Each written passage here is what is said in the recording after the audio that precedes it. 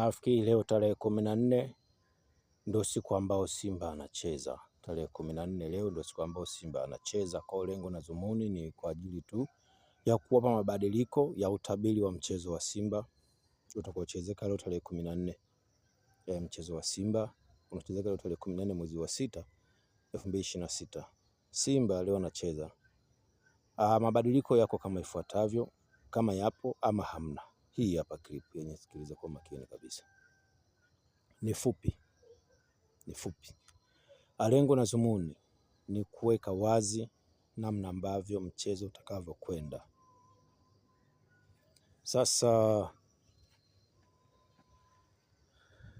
unajua, nimekuja hapa mapema, goli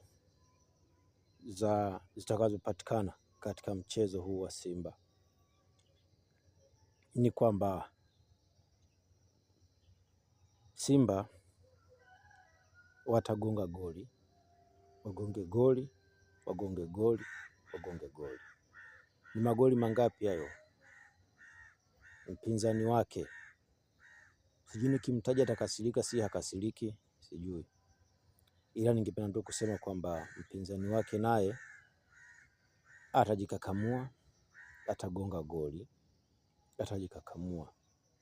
Kwa hivyo mchezo utakuwa kama ifuatavyo: kipindi cha kwanza na kipindi cha pili. Sitaki kuweka maneno mengi kama watu wanavyosema kwamba unaweka maneno mengi clip inakuwa ndefu, inakuwa hivi. Ndio maana naongea kwa shortcut. Watakaofunga magoli labda ni waweke wazi ama nisiwaweke wazi, kwa sababu unajua kuweka wazi muda mwingine kuna faida, lakini kuna muda kunakuwa na hasara. Ila mimi nafikiri hasara huwa ni kubwa kuliko faida, sababu hasara inakuja kwamba ukiweka wazi watu wanajua, wakishajua wanachekecha ili kuharibu ule ukweli. Jana Yanga alikuwa afungwe 2, yeye atoke na 0. Ilikuwa Yanga afungwe 2, yeye atoke na 0.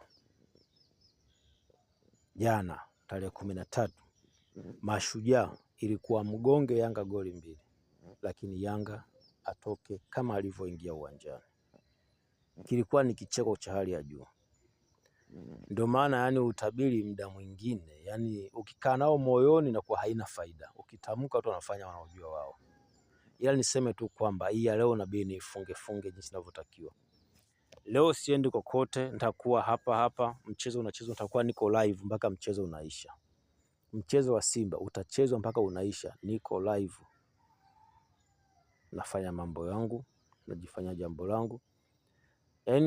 Nabii tu nikae tu nisikilizie nione kitakachokwenda. Ni kwamba Simba, lengo ni Simba agonge goli 4. Simba agonge goli 4. Kwa hiyo wachekechaji kwa leo msijisumbue. Niseme tu ukweli kwamba hakuna kitakachobadilika. Kwa hiyo wachekechaji muelewe tu hivyo kwamba ndio vitakavyokuwa.